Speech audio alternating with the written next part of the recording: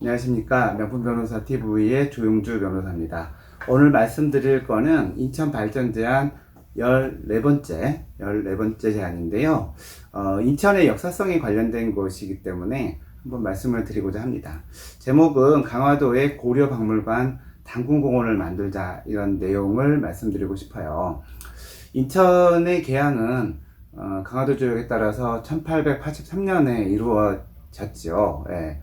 그래서 이제 인천은 개항도시다, 근대화의 시작이다 라는 말씀을 드렸는데, 사실 인천의 상당 부분은 강화가예요. 인천의 면적의 40%를 강화도가 차지하고 있는데, 그 강화도라는 곳을 많이 가보지만 상당히 역사적 전통이 있고 아름다운 곳입니다. 인천한 개항만 보지 않고 인천에 있는 강화도까지 이야기를 하면 인천의 역사는 상당히 오래된 곳이 되죠. 네. 인천에 처음 역사적으로 나온 거는 이제 고구려에서 그 비류와 온조가 내려오면서 나라를 세우게 되는 때부터 시작이 됩니다. 그 온조는 인천에 있는 문학산 일대로 와서 미추홀이라는 나라를 세우고, 그 다음에 비류는 저쪽 지금 하남 쪽에 가서 위례라는 나라를 세우게 되죠. 그 위례가 결국은 백제가 되고, 또 그게 이제 또 내려가면서 여러 가지 백제의 역사를 만들어가는 그런 기초가 되었던 것은 다 알고 계시겠죠. 근데 이제 온조가 이 인천에 왔는데 역사에 의하면은 땅이 짜서 사람들이 살 수 없어가지고 다시 동생 비류가 있는 그 하남으로 갔다라고 되어 있습니다. 또 다른 역사에서는 이런 미추홀이라는 그 단어를 통해서 이 사람들이 일본까지 또 중국의 동부까지 진출했다라는 주장을 하는 사람도 있어요.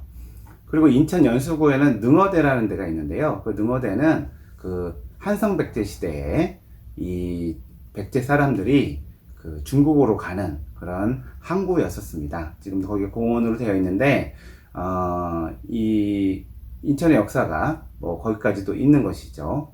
근데 이제 그 다음으로 나오는 역사가 이제 강화도인데, 강화도는 그 우리가 기억하는 곳은 고구려가 원나라의 침략을 받아서 그때 무인 정권 시대죠. 그래서 이제 강화도로 들어가서 37년간 원나라와 대항을 했던 그런 역사적인 장소로 기억을 하고, 또 다시 개성으로 돌아가면서 이 강화도에 있던 삼별초라는 군대가 이제 아래로 가면서 계속 저항운동을 했었죠. 이 몽고군에 대해서. 그런 역사적 흔적이 남아 있었던 곳이 또 강화도이기도 합니다. 또 우리가 알고 있는 팔만대장경이 만들어진 곳이 강화도이기도 하죠. 그래서 이런 역사의 흔적이 인천에 있는 강화도에 많이 있기 때문에 저는 어떤 생각을 했냐면, 인천에 고려 박물관을 만들자라는 이제 생각을 하게 됐습니다.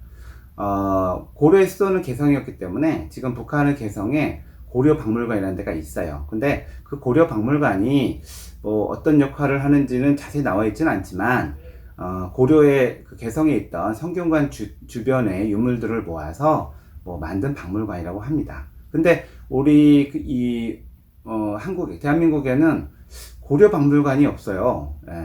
저는 그게 좀 아쉽다고 생각을 하고 있고요. 왜 그렇게 생각하냐면, 우리 이제 역사에서 우리 이제 지구로 뒤로 1000년으로 볼 때 한 500년은 고려고 500년은 조선이었거든요. 근데 조선이란 나라는 그 세워질 때부터 마찬가지고 처음부터 사대로 시작한 나라예요. 그래서 명나라, 청나라에게 사대를 하면서 나라의 주권을 유지했던 곳이고, 그 이전에 있었던 고려의 성립이라든가 그 과정을 보게 되면 고려는 상당히 자주적인 나라였거든요.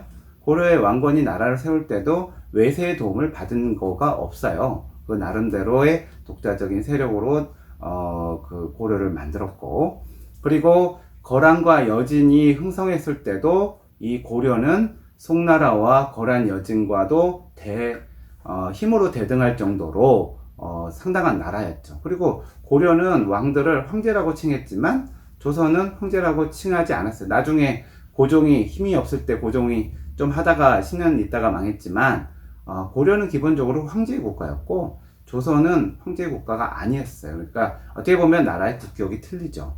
그리고 원나라 이후로 고려가 망가지면서 이제 부마국이 되고 그때 자주성을 뺏기게 되었지만 그 전까지의 그 고려의 역사는 상당히 자랑할 만한 역사라고 생각합니다. 그래서 저는 조선보다는 고려를 더 높게 평가하고 있는 사람입니다. 그런 고려의 수도였던 강화가 있는 인천이 이러한 고려 역사의 중심이 되면 좋겠다 이런 생각을 했고요.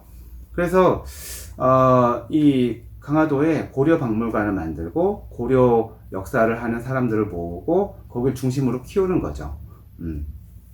그래서 또 이 강화 자체를 이 고려의 역사를 사람들이 이해하고 알 수 있는 학습 장소로 만들었으면 좋겠습니다. 그리고 앞에서도 말씀드린 것처럼 팔만대장경을 만든 곳도 강화예요. 거기 강화 동쪽에 팔만대장경을 만든 곳이 있어요.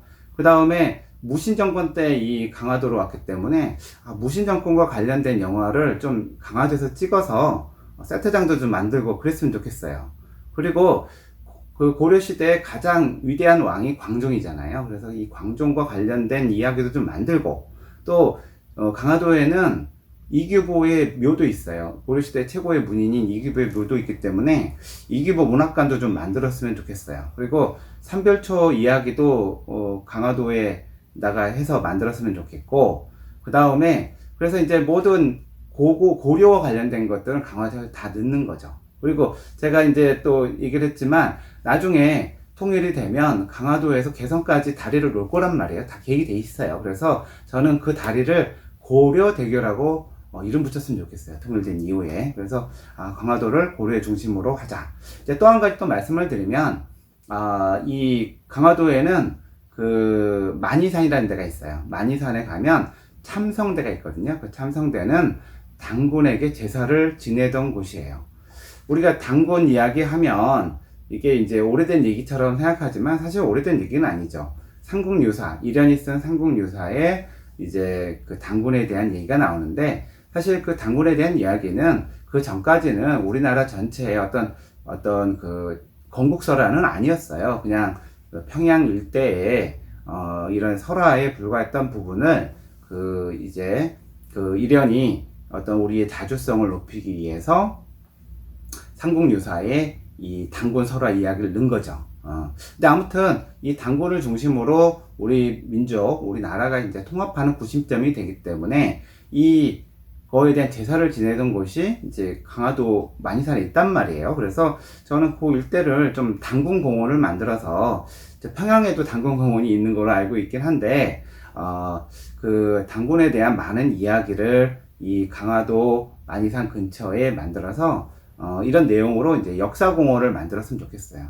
또 하나 욕심이 있다면 아까 말씀드린 미추홀 문학산 근처에도 온조공원을 좀 만들면 어떨까 뭐 이렇게 해서 인천의 역사성이 있는 이런 것들에 대해서 공원도 만들고 박물관도 만들고 하는 이런 것이 필요할 것 같아요.